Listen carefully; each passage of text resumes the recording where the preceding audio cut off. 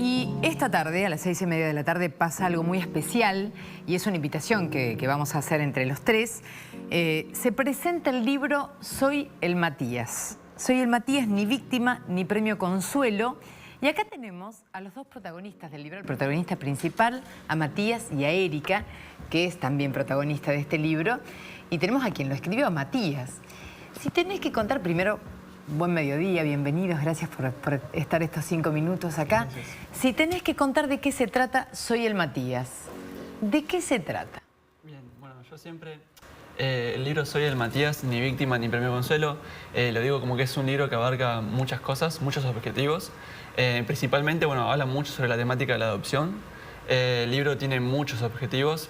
Uno de ellos, por ejemplo, es fomentar la adopción de niños grandes, romper ciertos prejuicios que se tienen sobre el mundo de la adopción, contar vivencias tal vez que se viven tanto en lo que es el sistema como en hogares. Entonces el libro abarca mucho de eso, un pedacito de mi historia, un pedacito de cómo lo vivió mi mamá. Entonces es un libro, por así decirlo, que la verdad que es muy lindo porque cuenta un mundo que a veces yo también personalmente siento que tal vez se habla poco y nada, o que no es tan visible. Entonces, es todo sobre lo que es el mundo de la adopción. Claro. Matías, estuviste en Casa Cuna, en Santa Fe. Mucha gente lo conoce de nombre, Casa Cuna, ¿no? De Santa Fe, pero hay gente que no ha ido nunca. La semana pasada nosotros comentamos que había 114 niños y niñas en estado de adoptabilidad, pero por ser un poco más grandes, ya la gente da un paso para atrás y dice, no, deben tener un montón de problemas, no sé, yo estoy esperando otra cosa. Voy a empezar por Erika, no sé por cuál de las dos empezar, pero la historia es muy particular y a mí obviamente que me llega. ¿Cuándo lo conociste a Matías? ¿Cuántos años tenías? ¿Cuántos años tenía Mati? Tenía 9 años cuando lo conozco, pero cuando se viene a vivir conmigo, 11. 11. Y esto que decís es muy cierto, hay muchos mitos y prejuicios respecto a adoptar niños grandes, que niños grandes, o sea, me refiero a mayores de 5 años, que son chicos todavía. Claro. Pero sí, hay muchos prejuicios respecto a que si van a ser violentos, que si van a tener problemas, si van a tener adicciones. Y yo creo que es muchísimo más grande el prejuicio que hay que lo que es en realidad. ¿Cuándo habías llegado a Casa Cuna? Bueno, a Casa Cuna yo llegué teniendo apenas 5 añitos y un mes. Yo ingreso, bueno, por lo que es por violencia familiar. Sufría violencia por parte de mi padre y, bueno, en Casa Cuna termino viviendo alrededor de 6 años. Bueno, cuando egresé de los 11 años que me vine a vivir a Rosario. Pero ingresé al hogar básicamente Casa Cuna con 5 añitos y un mes.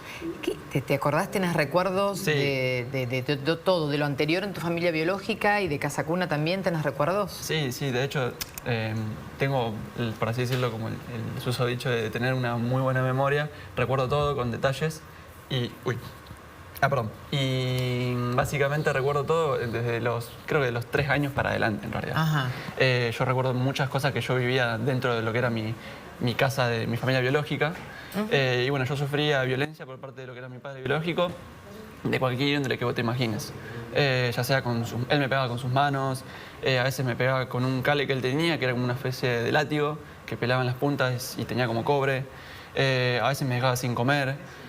Todo esto a veces porque tenía una obsesión con que yo le supiera decir el abecedario, teniendo apenas 4 años. Tengo muchos recuerdos, siempre digo que lo que era dentro de mi familia, no tengo un recuerdo lindo. El único recuerdo lindo que creo que siempre recuerdo es salir a patear la pelota con los chicos del barrio, es lo único que tengo que conservo bien. Después lo que es el hogar, también recuerdo todo plenamente. Viví 6 años en donde claramente cuando yo apenas ingresé tuve que tratar de entender con 5 años y un mes cuál era mi situación, digamos, dónde estaba, cómo puede ser que yo estaba viviendo, no sé, con mi familia y terminé viviendo en un hogar con muchos niños por una situación que claramente no era mi culpa, sino que se estaba dando en lo que era en mi entorno familiar. Esto es una locura porque cuando lo escuchás contado en primera persona, claro, un niño que no tiene la culpa de nada y que termina padeciendo las consecuencias de todo. Primero la violencia y después un hogar donde no tenés nada propio, absolutamente todo compartido. Yo recuerdo de algún tips de los hogares que es no hagas upa a los niños de los hogares porque después no hay manos que les hagan upa a todos. Entonces, un niño que esté en un hogar se pierde de que alguien te haga upa y te lleve a la cama upas. Se pierde de que alguien te mire, porque son chicos no mirados, porque no establecen un contacto visual. Entonces son chicos que pasan toda su infancia institucionalizados sin un referente afectivo, lo cual es gravísimo. Vos me contabas algo esta mañana, hablamos por radio, de cuántos años estuvo él en el hogar por una cuestión judicial. Sí. Sí, porque Mati entra con 5 años y un mes y Matías entra por una violencia extrema que estaba comprobado quién era el agresor, porque Matías declara, porque hay pruebas de los forenses, todo estaba comprobado y se le hace un test psicológico y le da no apto a madre y padre y abuela, que eran los que pedían la tenencia. Y aún así, todo el sistema demoró 6 años en poder declararlo en estado de adoptabilidad y darme la adopción plena a los 14. Entonces es una locura porque ¿cuál era la razón por la cual se demoró 6 años? Y no había vuelta atrás. No se podía hacer. Intentaron hacer una revinculación y esa revinculación falló. Y Matías pedía a gritos que no quería volver con su familia biológica y aún así seguían insistiendo con la revinculación y hasta que Mati no volvió quemado, y todo esto dicho en el expediente, quemado por cigarrillos y sin partes del cuero cabelludo, no cortaron esa revinculación. Es una locura.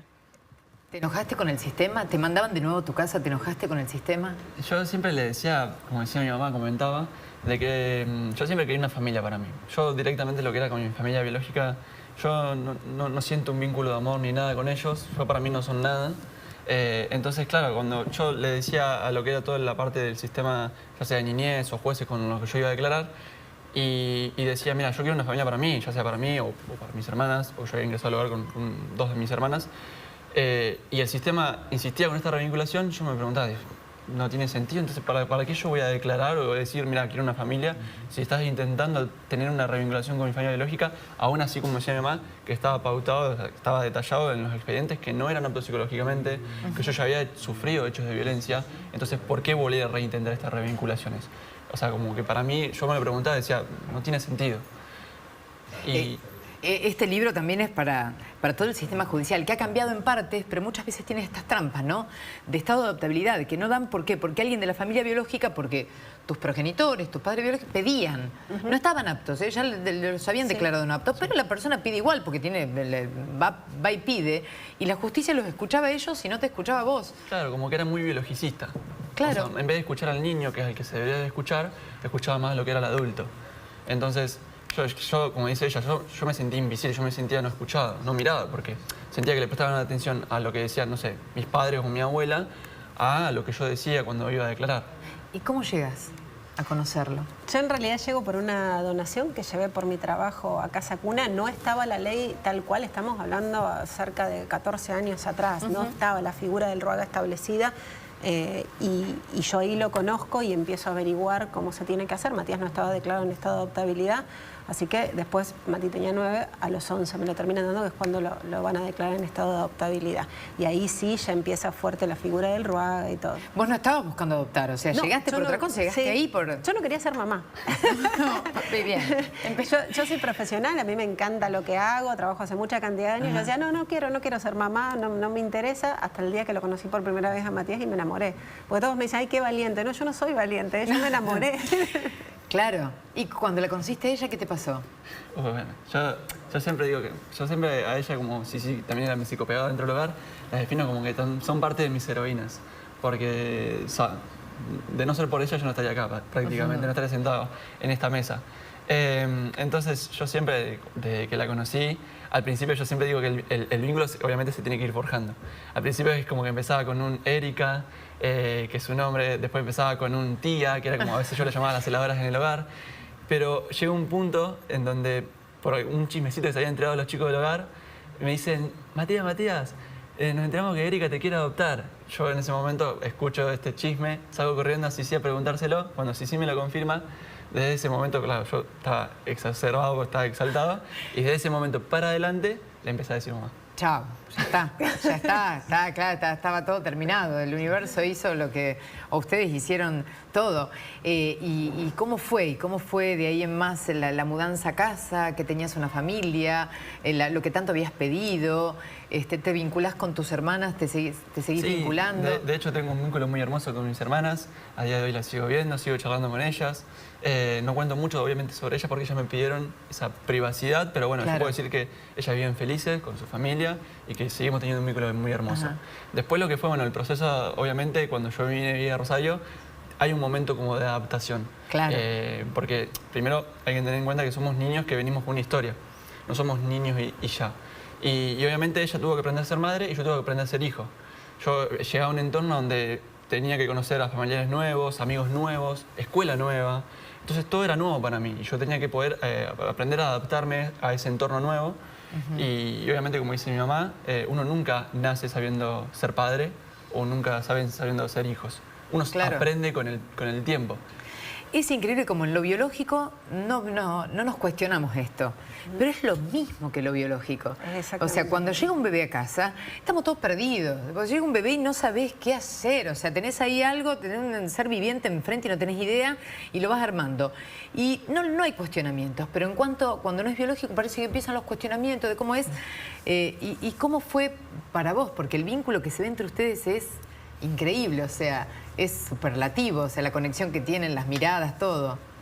Para mí a mí me cambió la vida y me cambió la vida para mejor y yo digo, no sé, dio un giro de 180 grados. Por supuesto que yo sabía que adoptaba un chico y una historia. Yo era 100% consciente y traté de capacitarme, de hacer cursos de leer. Por eso le pedí a Matías si me permitía escribir un par de capítulos para esas mamás que adoptan y que se animen a adoptar chicos más grandes y conté todos los síntomas y los miedos que aparecen a flor de piel cuando uno adopta un chico grande. Pero fue maravilloso y los síntomas pasan y la adaptación a cualquier edad se puede aprender a ser hijo, a cualquier edad se puede aprender a ser padre. Y el vínculo es siempre de amor y no de sangre. Entonces eso hay que tenerlo claro. Y a lo mejor cuesta un poquito más la adaptación, pero con acompañamiento y con ayuda y con ganas y resistiendo se puede. Te hago un par de preguntas que me hacen a mí, pues soy mamá adoptiva. ¿Y qué pasa si él te dice que quiere ir a conocer los padres, que quiere ir a conocer su familia biológica o alguien? ¿Vos qué vas a hacer? Nada, lo acompañaría, porque es su historia, porque yo no puedo negar su historia. Lo que yo centro mi energía es en forjar este vínculo que yo tengo con él, en fortalecerlo y que él tenga claro y cómo pararse frente al hipotético caso de que aparezca su familia biológica. Pero hay que respetar fundamentalmente el derecho de él a su historia y a su vida. Y que él, si quiere en algún momento volver a verlos, pedirle explicaciones o por la razón que sea, tiene el derecho de hacerlo y yo lo voy a acompañar. Me moriré de miedo, pero de incertidumbre, pero hay que acompañarlo. Pero no tengo ninguna duda. No hay dudas respecto, claro, eso, no hay dudas respecto del vínculo. A veces a mí me dicen, bueno, pero ¿y si aparece la mamá biológica? Bueno, pero yo soy su mamá. Que aparezca todo y ojalá sumemos amor en cuanto a cada historia en particular, ¿no? Esta historia es completamente diferente, pero en cuanto a la historia en particular. Otra cuestión que te pueden preguntar es, ¿y qué pasa si aparecen preguntándote, aparecen a vos, preguntándote, te va a aparecer la familia biológica preguntándote cosas? Sí, en general es difícil que aparezca cuando ya están declarados en estado de adoptabilidad, pero si aparecieran, y bueno, nada, Matías es mi hijo, él tiene clarísimo quién es, qué quiere, está plantado y todo eso uno lo fue forjando y lo fue fortaleciendo con el tiempo. Yo creo que no hay que tener miedo a eso. Es más el mito y la fantasía que existe que lo que pasa respecto a eso. Si el nene está estabilizado, si el chico está estabilizado, si puedo establecer un vínculo fuerte de amor, un vínculo sano con ese referente afectivo, sea mamá, papá, no hay que tener miedo. Matías, trabajaste, tenés que ir a trabajar. Me dice, mira, hay que redondear porque tenés que ir a trabajar, a la una tenés que ir, y vos, pero vos en este momento sos la palabra de un montón de chicos que esperan y que por todos estos miedos, estos mitos que hay dando vueltas, hay adultos que dan un paso al costado y que dicen, no, menor de 5, porque ya después de 5. ¿Qué dirías vos? ¿Quién es Erika para vos? ¿Cómo es tu mamá? ¿Y qué dirías vos que a todos esos probables padres o familias que puede haber del otro lado que no se animan? Yo siempre, bueno, obviamente a mi mamá la mencioné, como había mencionado antes, como una heroína de mi vida. Obviamente siempre digo de que cuando uno ingresa al mundo de la adopción siempre tiene que tener como dos factores en cuenta. La primera, tener mucho amor, claramente, porque sin amor no se puede lo que es crear una familia. Y después, segundo, mucha fuerza, pero mucha fuerza de voluntad. Porque tanto lo que es, cuando uno empieza todo este proceso, obviamente, como dice mi mamá, hay que poder aprender a abrazar lo que es la mochila del niño. También uno tiene que tener en cuenta que a veces, ya sea por tiempos, a veces uno como que se rinde por las trabas que a veces le pone la vida o el sistema. Entonces, tener esa fuerza de voluntad de decir, no me voy a rendir, no voy a bajar los brazos, voy a seguir peleando, ya sea por mí, por mi familia, por quien quiero que sea mi hijo. Entonces, yo siempre digo que hay que tener siempre esas dos cosas en cuenta, que son muy fundamentales. Y después siempre, lo que digo cuando es lo del libro, que bueno, como te mencionaba que mi idea del libro, principalmente, que viene muy de pequeño, siempre como me gustó siempre ayudar a las personas a mí. Tuve eso nato, digamos, de chiquitito. Y una de estas ideas, mientras a mí me gustaba más leer cuando era más joven, era escribir un libro que sea de ayuda para jóvenes que hayan pasado por lo que yo pasé o que estén pasando por lo que yo pasé en ese entonces. Entonces el libro acompaña en eso, en decir vos, como me decías, de ser esa voz que nosotros todos seamos la voz de esos chicos que tal vez no tienen hoy para decir, mira, quiero una familia, ya sea porque tienen miedo cuando van a declarar, porque claramente pasaron hechos de violencia. Claro. E ir con un adulto que le dice, ¿y vos qué querés? Teniendo 7 años, 6 años, es difícil responder una pregunta que creo que si todos nos hacen la pregunta de vida, ¿y vos qué querés para tu vida? No es muy fácil responder. Entonces, que nosotros podamos ser, obviamente, acompañar todo lo que es la sociedad, acompañe y pueda visibilizar un mundo que claramente a veces suele ser muy vulnerable. 10.000 niños pueden estar en esta situación, sí, en Argentina, en distintos, sin estado de adaptabilidad, sí, esperando ahí en el sistema. En Argentina se calcula que hay 10.000 chicos institucionalizados en procesos judiciales. Claro, sí. En procesos que son reclamados por una abuela, por una tía, por una... Y entonces no salen a la adopción. Sí. Y que pasan toda su vida y a los 18 te dicen, bueno, sí, te tenés que ir de la casa cuna y te vas porque solito. Se lo toman como un adulto, que no es un adulto, claramente. Mostramos el libro, ¿a qué hora se presentan? 6:30 de la tarde, ¿dónde? En la Corte, en el Salón de la Corte Suprema de Justicia, que es en el edificio de tribunales, en el 3er piso. Ajá. Porque es un ámbito judicial y está bueno también para que la justicia forme parte de esto por todo el proceso judicial y que se haga cargo de todo lo que ha pasado, a ver si podemos todos mejorar el sistema. Humanizarlo, que ustedes lo han hecho con un ejemplo. Muchas gracias. Muchas gracias por venir, 6:30 de la tarde. Muchas gracias. Va a estar el juez Marcelo Molina. Marcelo Molina. Un genio, lo queremos mucho, acá lo llamamos siempre, así que lo queremos mucho. Muchísimas gracias. Gracias. Muchas gracias.